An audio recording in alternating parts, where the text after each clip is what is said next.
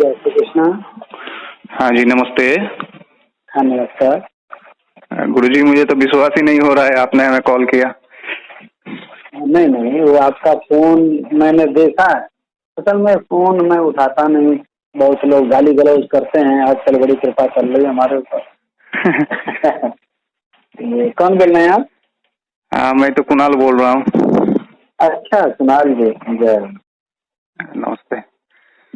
तो मैं पूछ रहा था पंडित जी, मैंने आपका वीडियो देखा था कल, तो आर्य समाज के ऊपर। इससे पहले भी मैंने देखा है। तो एक्चुअल बात क्या है? क्योंकि वो लोग तो अपने आप को सनातनी कहता है आर्य समाजी। सनातनी तो कहते हैं, हिंदू तो नहीं कहते ना। हिंदुओं को तो टारगेट करते हैं छोटी छोटी बात को लेकर। हाँ, तो मैंने आप इस बताइए, मामले में इतना बड़ा लेकर हिंदू समाज है, क्या हमारे किसी शास्त्र में कहीं नंगे नाच गाना का कहीं पर भी प्रमोट किया गया है क्या? नहीं, उसको वो लेके तुम कर रहे हो तो तुम तसला में घी डाल करके और जूता बोता पहन करके हवन कर रहे हो। ये कौन सा वैदिक कल्चर है? अगर उसी से सारा धर्म दूषित हो जाता है तो तुम्हारा भी तो दूषित हो चुका है। हाँ, तो इस सिलसिले को और लेकर शास्त्रीय बात है, जब तुम किसी को भी टारगेट कर रहे हो तो टारगेट तो तुम ही होगे। तुम आर्य समाजी हमेशा हिंदुओं को टारगेट करते हैं। हमेशा हिंदू शब्द से इनको नफरत है, वैसे ही नफरत है जैसे मुसलमानों को। हाँ, तो ठीक नहीं है। ठीक है।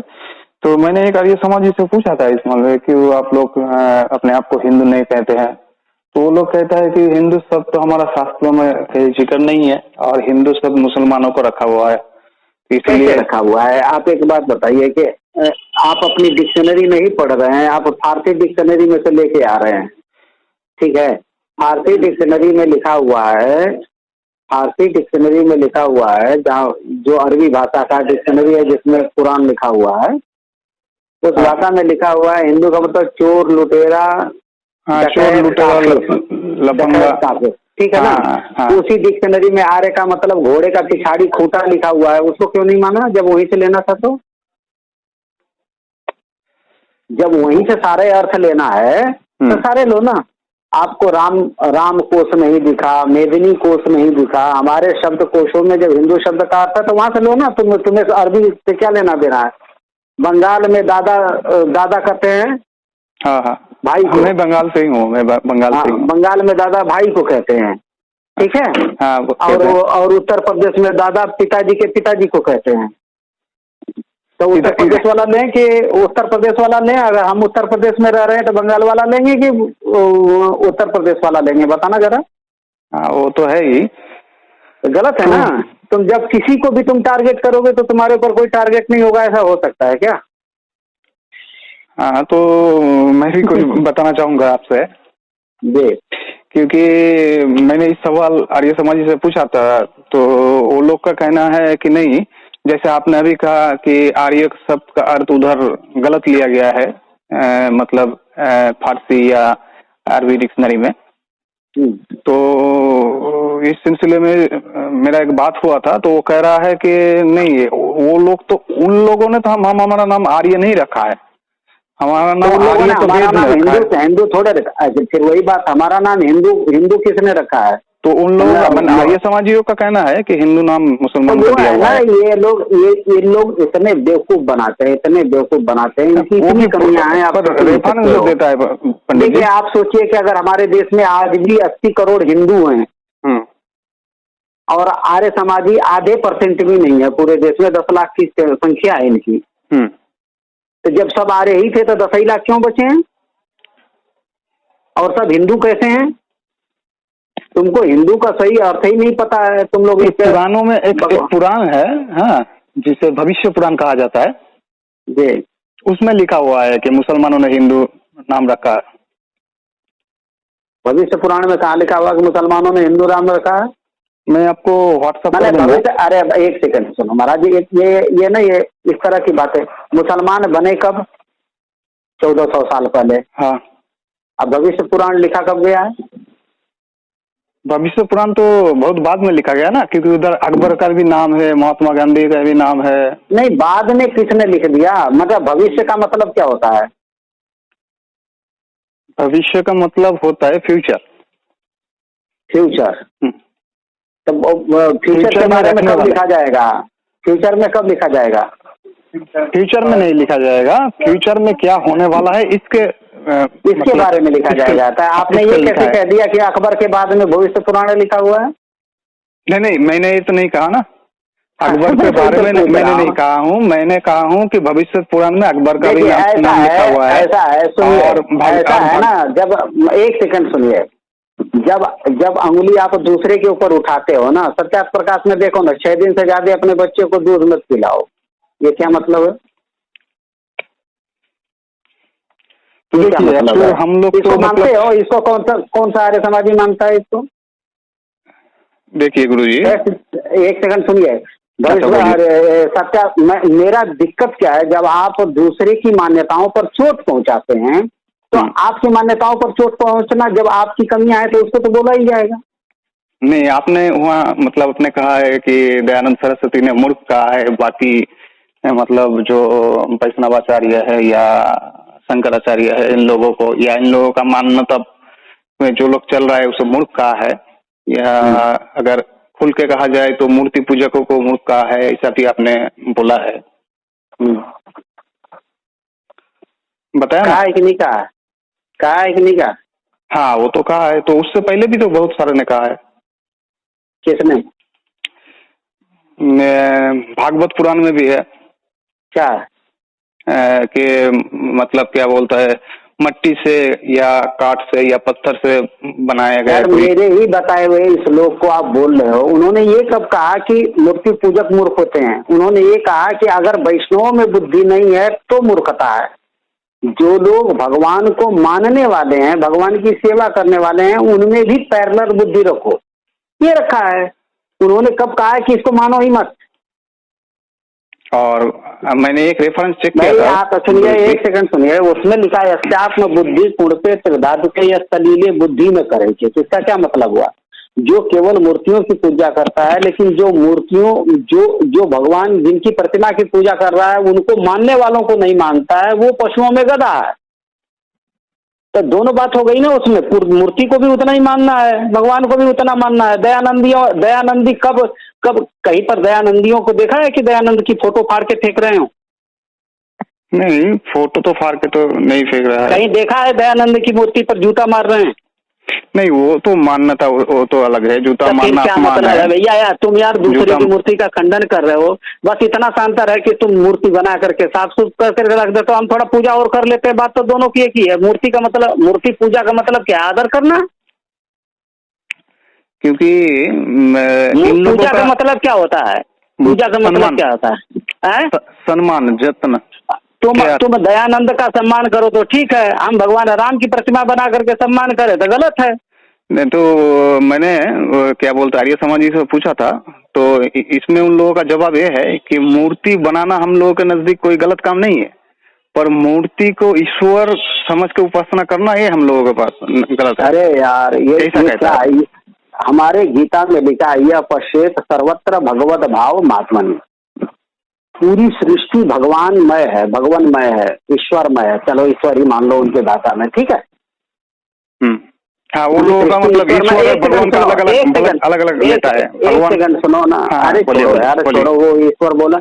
हमारे यहाँ तो भागवत में लिखा है कि वदन्ति तत्तत्व विदस तत्व ज्ञान मध्यम ब्रह्मेति परमात्मेति भगवान इति शब्द थे। वो अद्वैत ज्ञान पर तत्व ही उसको कोई ब्रह्म कहता है, कोई परमात्मा कहता है, कोई भगवान कहता है। एक सेकंड सुनो, अब उसको छोड़ो। जब सारी सृष्टि में वो भगवान व्याप्त है तो उस मूर्ति में है कि नहीं? हाँ, जरूर मूर्ति में भी है। ऐसा कोई जगह तो खाली नहीं है जहाँ ईश्वर नहीं है। पर उसी मूर्ति में है। बोलिए। एक सेकंड सुनो, तुम ये बिना मतलब का तर्क मत करो। हम इतना अभी खोदने वाले हैं, ढंग से समझो। जब वो पूरे ब्रह्मांड में व्याप्त है, और उस व्याप्त ब्रह्मांड के लिए तुम यज्ञ कर रहे हो। यज्ञ के भी बहुत सारे अर्थ होते हैं। यज्ञ कर रहे हो, कोई भी किसी भी तरह का यज्ञ कर रहे हो, ठीक है ना? तो तुम पूरे व्याप्त ब्रह्मांड के लिए, तो वो उस मूर्ति में व्याप्त है, वहां पर हम यज्ञ कर रहे हैं, तो क्या दिक्कत है?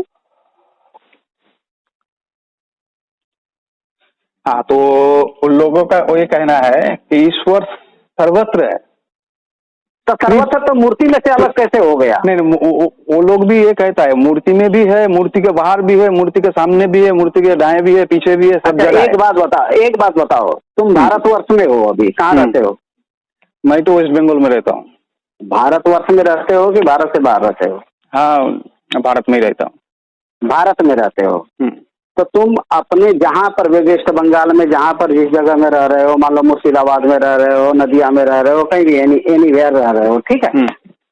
तो मान लो तुम एक जगह पर्टिकुलर रह रहे हो, तो क्या वहां पर बैठे बैठे पूरे भारत में चिंतन कर सकते हो? नहीं। केंद्रित कहीं न कहीं अपने दिमाग को केंद्रित करोगे ना, कि मैं कहूँ कि जब ईश्वर व्याप्त है तो अमेरिका में भी उतना ही है, लंदन में भी उतना ही है, समुद्र में भी उतना ही है, पहाड़ पे भी उतना ही है, पेड़ पौधों में भी उतना ही है। लेकिन तुम्हें कहीं दिमाग केंद्रित करना पड़ेगा कि नहीं करना पड़ेगा, कि ऐसे कूदते रहोगे?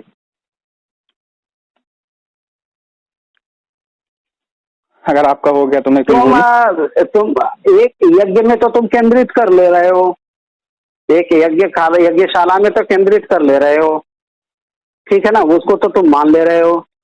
तो मूर्ति वाले मूर्ति को मान रहे, तुमको क्या दिक्कत हो रही है?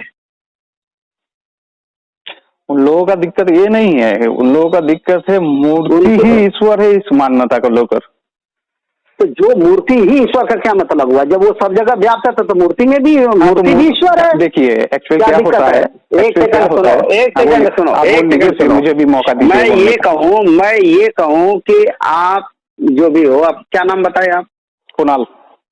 कुणाल जी, मैं आपसे ये कहूँ कि कुणाल जी जिनसे मैं बात कर रहा हूँ वो कुणाल हैं। हाँ। कुणाल का जिस हाथ ने ये फोन पकड़ रखा है वो भी कुणाल ही है, ठीक है? क्या दिक्कत क्या है इसमें? हाँ, तो मेरा बात ये हो रहा था कि उन लोगों का कहना है कि ईश्वर सर्वत्र है, मूर्ति में भी है, ऐसा नहीं कि मूर्ति के अंदर नहीं है, पर सिर्फ मूर्ति में है ऐसा ही ध्यान रखना गलत है, ऐसा कहना है उन लोगों का। वो लोग कह रहा है तुम कैसे डेफिनेशन तुम कैसे कर सकते हो कि मैं मूर्ति के सामने बैठा हूँ तो मैं केवल मूर्ति में ही भगवान मान रहा हूँ? क्योंकि तुम्हें ये अधिकार किसने दे दिया? क्योंकि देखिए जो लोग एक सेकंड सुनो, गीता में भगवान कहते हैं, हम भगवान श्री कृष्ण को मानते हैं, ठीक है? आर्य समाज भी भगवान मानता है उसे। नहीं मानता है आर्य समाजी भगवान को, कृष्ण भगवान नहीं मानता है। एक सेकंड सुनो, पूरी बात सुनो पहले, बोलिए। गीता में भगवान श्री कृष्ण, हम भगवान कृष्ण को भगवान श्री कृष्ण कहते हैं और भगवान को कृष्ण भगवान मानते हैं, ठीक है? भगवान का आदेश हमारे लिए है कि यह पश्चेत सर्वत्र भगवद भाव मात्मनि, या 12वें अध्याय में आ जाओ, यह सर्वभूत हिते रताः, 12वें अध्याय में। हमारा भक्त वही है जो सारी प्राणियों के हित में लगा हुआ है। हम कृष्ण की बात माने कि आर्य समाजियों की बात माने? ऑब्वियसली कृष्ण की बात मानना पड़ेगा, जोगेश्वर कृष्ण भगवान के सारे प्राणियों के हित में काम करने वाला भगवान का भक्त है। भक्ति योग 12वें अध्याय में है, 12वें अध्याय का श्लोक बोल रहा हूं मैं, ठीक है? और भगवान कह रहे हैं कि यह सर्वभूत हिते रता है, मेरे भक्त का पहचाने कि सारी प्राणियों के हित में रत है। रत का मतलब जानते हो? मनसा वाचा कर्मणा एकीकृत होकर के सबके लिए काम करने वाला मेरा भक्त है, ये भगवान कह रहे हैं ना। हाँ, तो ये अब आप कैसे डेफिनेशन कर रहे हैं? मैं कृष्ण भगवान के मूर्ति के सामने बैठ करके मैं कृष्ण किससे शक्ति अर्जित कर रहा हूँ कि प्रभु मेरे को इतनी शक्ति दे, इतनी शक्ति हमें देना दाता। मन का विश्वास कमजोर होना, हमारा विश्वास, हम सारे संसार को रोटी खिलाना चाहते हैं, हमको इतनी शक्ति दो।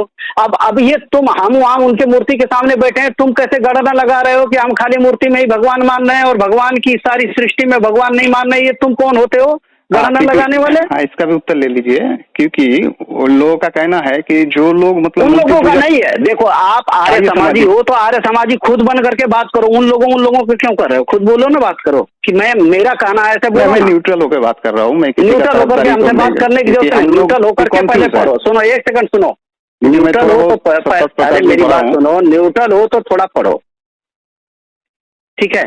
न्यूट्रल होकर के हमारे पास इतना समय नहीं है कि कोई तर्क करें, हम तर्क के बीच में जाएंगे। हमको जरूरत नहीं है। जो हम पर चोट करेगा उससे ज्यादा चोट हम करेंगे। हम चोट खाते खाते थक गए हैं। एक आर्य समाजी को नहीं देखा जो 24 साल की लड़की को 48 साल के लड़के से ब्याह करता हो। एक आर्य समाजी को नहीं देखा जो उसकी खुद की पत्नी के लिए दूसरी की पत्नी लेके आ रहा है, बोले कि इसका यौवन खराब हो जाएगा, दूसरी की पत्नी से भी उसको दूध पिलाओ उसके बच्चे को।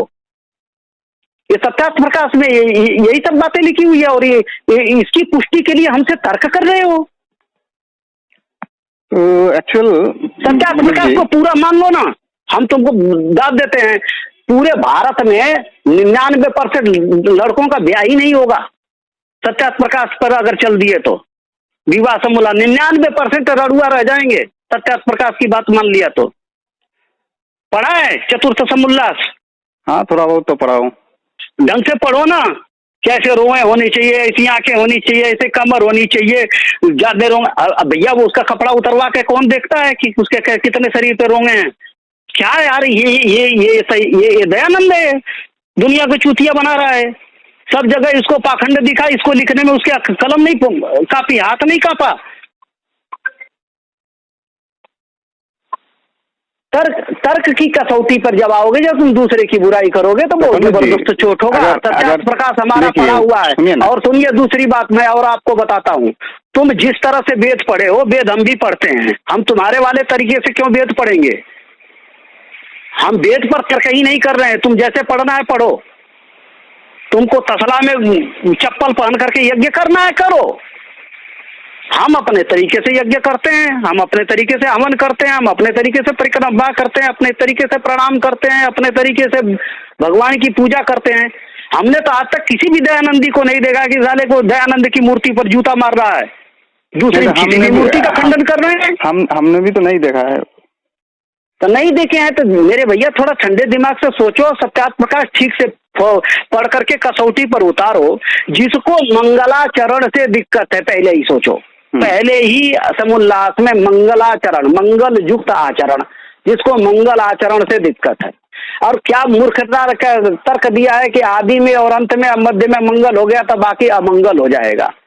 मेरे को यही समझ में नहीं आया कि उसकी बुद्धि इतनी कम। कोई किताब का आदि मध्य और अंत ले लेना, फिर अमंगल बचता कहाँ से है जरा हमको बताना, चिंतन करके देखना। उस व्यक्ति को इतना ज्यादा महिमा मंडित करने की क्या जरूरत है? हर आदमी में गुण भी होता है, दोष भी होता है। मैं ये नहीं कहूंगा कि उसमें दो गुण नहीं था, लेकिन इसका मतलब ये नहीं कि उसको लेकर के सभी को गाली देते रहो तुम।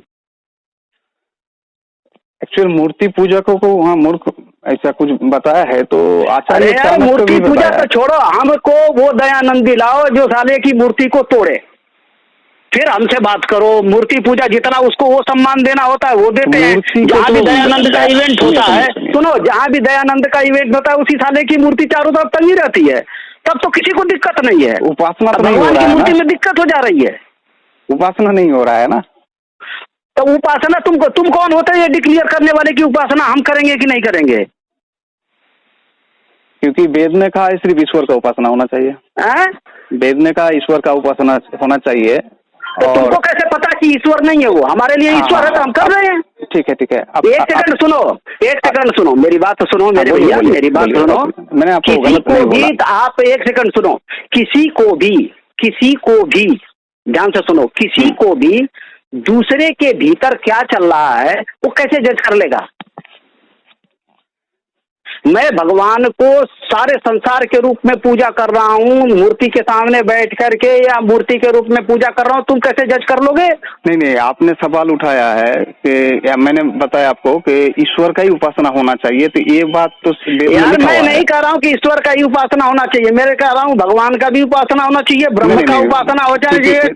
चूतिया लोग खाली ईश्वर की उपासना करते हैं। शंकराचार्य ने अपने हम शंकराचार्य जी की बात करते हैं। शंकराचार्य जी ने कहा, अरे सुनो यार, तुम शंकराचार्य जी को कितना पढ़े हो? शंकराचार्य जी लिखते हैं भज गोविंदम भज गोविंदम भज गोविंदम। विवेक चूड़ामणि में लिखा है। सुनो, खाली विवेक चूड़ामणि ही लिखा है शंकराचार्य जी ने क्या? नहीं, हमसे ज्यादा शंकराचार्य जी को पढ़े हो क्या?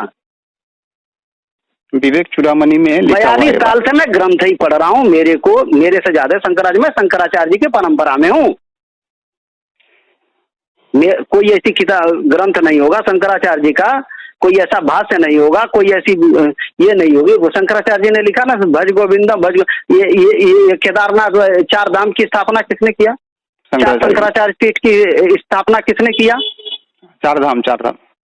अरे शंकराचार्य जी के 4 पीठों की स्थापना किसने किया? और शंकराचार्य जी नहीं किया।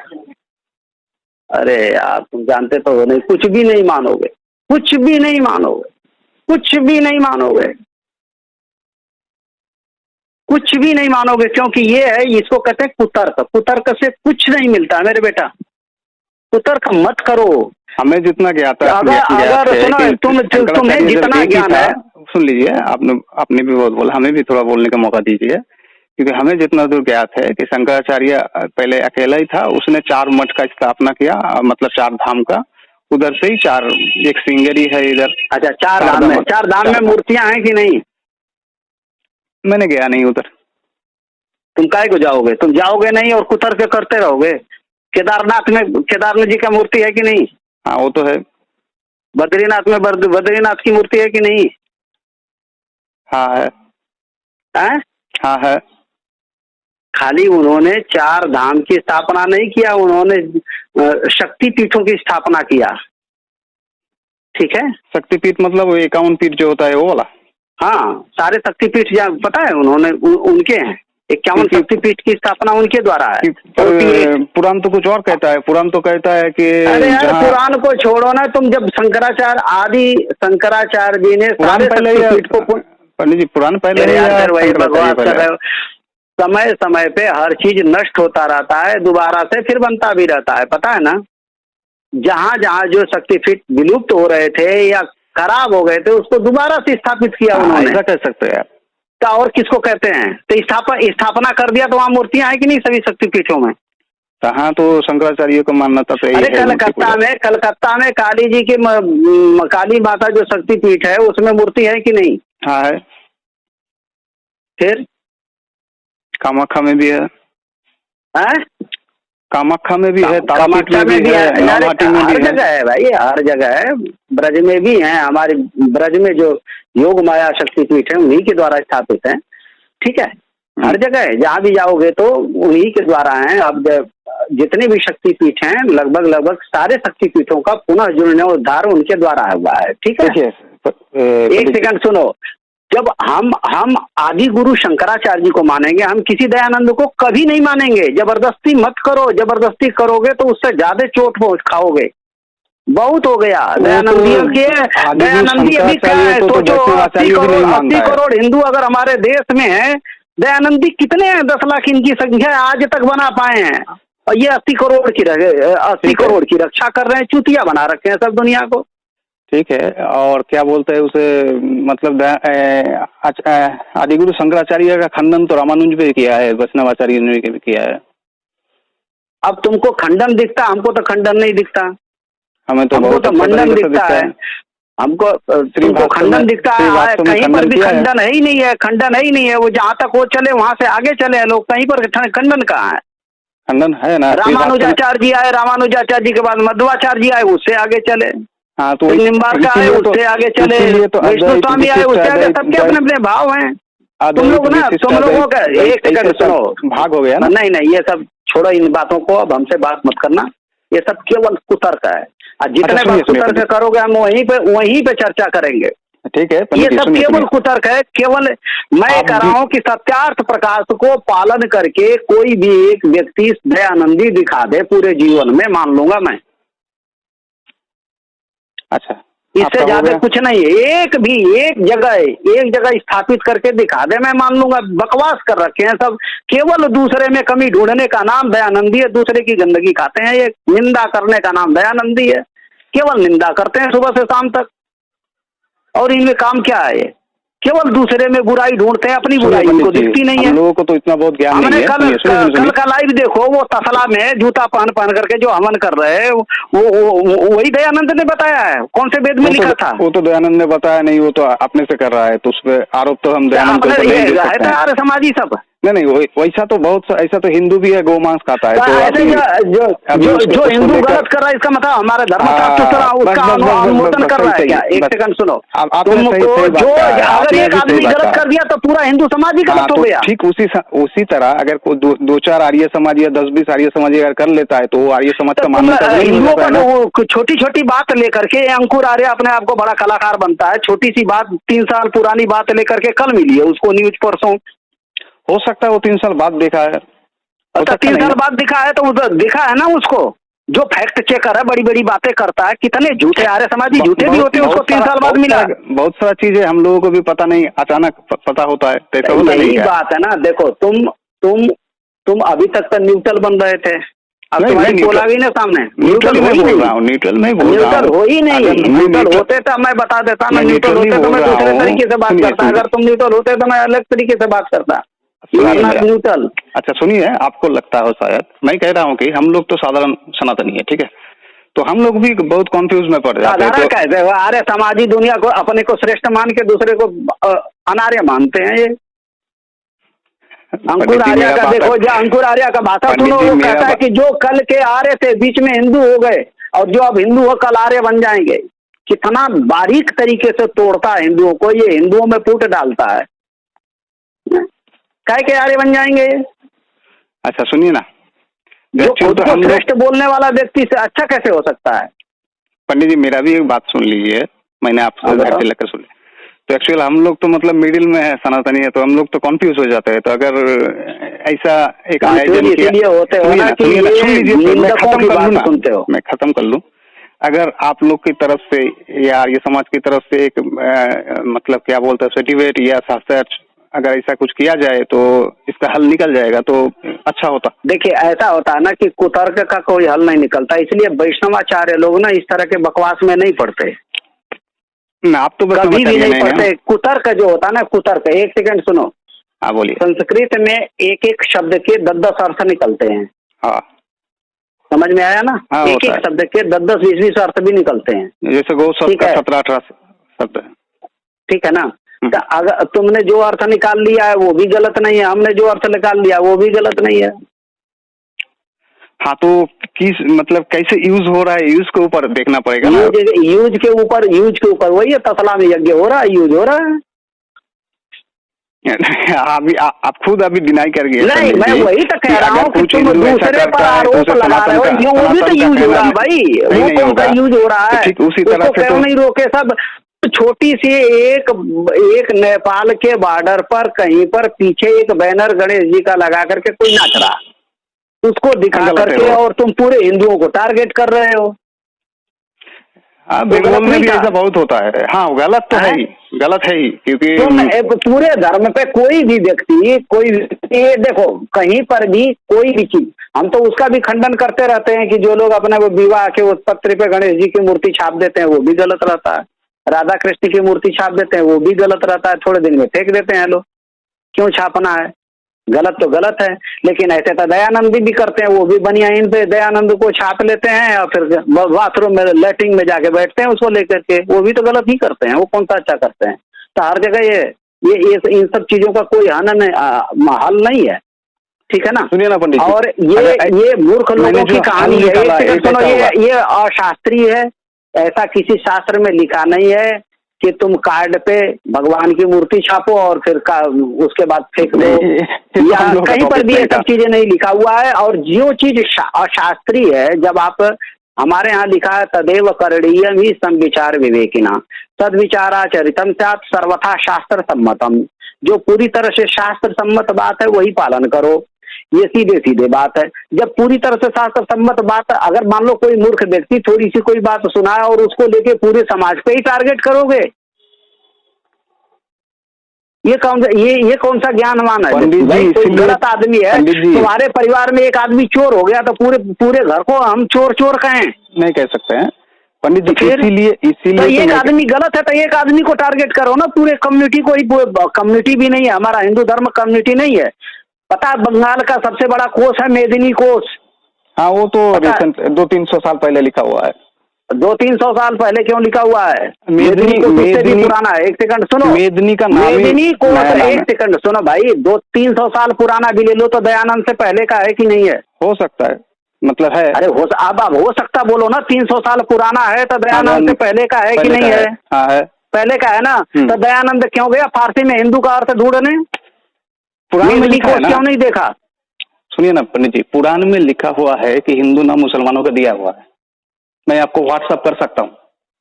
अगर गलत है, नहीं, ये अगर ऐसा गलत है, लिखा ही नहीं है यार, कोई पुराना एडिशन में लिखा ही नहीं है। सब चुटिया बना करके लिख देते हैं। मैं आपको गीता प्रेस वाला भारत भेजूंगा कि हिंदू नाम मुसलमानों का दिया हुआ है। हाँ, अगर ना दिखा पाया मैं अभी भेजोगे? 2 दिन टाइम दीजिए, मैं आपको ढूंढ कर भेजता हूं। अरे अभी दिखाओ ना, अभी तुरंत। अभी तो मैं फिलहाल जहाँ पर हूँ मेरे पास है नहीं। मैं आपको वादा करता हूँ आपसे, मैं आपको जवाब देता हूँ। नहीं कर पाओगे, नहीं कर पाओगे, क्योंकि हमारे अगर नहीं कर पाया, गीता प्रेस में सुनो, एक सेकंड सुनो, अगर नहीं कर पाया, सुनिए ना, अरे सुन तो लो मेरी बात। मैं अगर नहीं कर पाया तो आपका लाइव डिबेट में आकर मैं माफी मांगूंगा। अरे एक बात और सुन, आपका लाइव डिबेट में आकर माफी मांगूंगा अगर मैं साबित ना कर पाया। देखो ये इन्होंने एक निकाला, ये कौन है? Raja Mohan. The term Hinduism was first used by Raja Mohan Roy in 1816। नहीं, इससे भी बहुत पहले का। जैसे पहले मेदिनी कोष में है, राम कोष में है, और भी एक कोष में है। तीन कोष में हिंदू शब्द का अर्थ है। ठीक है, तो सभी तो मतलब तीन कोष में अब देखो, सारे के सारे कोष निश्चित रूप से दयानंद के पहले के हैं। अच्छा, हमारे लिए ज्यादा मान्यता वाला ग्रंथ कौन सा है? भविष्य पुराण है या मेदिनी कोष है? आप बताइए थोड़ा। हमारे लिए हमारी शब्दावली पुराण ज्यादा मान्यता वाली है। बिना कोष के कोई पुराण कैसे सर्टिफाई होगा भाई? मैं बोल रहा हूँ, मुझे भी थोड़ा बोलने का मौका है, आप ही कहिए। नहीं, बिना शब्द के किसी चीज को जानोगे कैसे? तो मैं वही तो बोल रहा हूँ ना, हमें भी थोड़ा बोलने को दीजिए। आप खुद ही बिना मतलब करो, अब बंद करो, हमको कहीं निकलना। अच्छा सुनिए, 1 मिनट हमें दे दीजिए, 1 मिनट हमें दे दीजिए। अगर मैं आपको व्हाट्सएप करूं, आदमी तुम मैं आपको नहीं कुछ नहीं कर रहा हूँ। मैंने तो आपको गीता प्रेस का नाम भी बताया। मैं पूरा पेज, स्क्रीन पेज उठा के दे दूंगा आपको। अच्छा, जो तुम तर्क कर रहे हो तुम इसका उत्तर दो। तुम मान लो कि अगर हम तुम्हारी कोई बात मान लें तो तुमको क्या मिलेगा? हमें कुछ नहीं मिलेगा। ये मतलब सनातनी समाज में जो कंफ्यूज है ये दूर हो जाएगा। सनातनी समाज का जो कंफ्यूजन है ना, तुम्हारी किसी बात को क्यों मानेंगे? नहीं, हम तो कभी कहे नहीं। हमने एक बार भी कहा मेरे बात को मान लीजिए। हमने तुमको कभी कहा कि हमारी बात मानो? मैं कह रहा हूँ एक जो सनातनी है उन लोगों की तरफ से मैं कह रहा हूँ, ताकि सनातनी कंफ्यूज ना हो। इनको आर्य समाजियों को ये जब टारगेट करेंगे, इनको इसी तरह पे लूंगा मैं। और ठीक है, आपसे 2 दिन कह रहा हूँ कि कोई आर्य समाजी हमारी बात माने। आप 2 दिन का हमें टाइम दे दीजिए, 2 दिन का टाइम दे दीजिए। मैं आपको रेफरेंस के साथ भेजता हूँ, पेज नंबर के साथ। ठीक है, क्या करते? ठीक है, रखते हैं तब।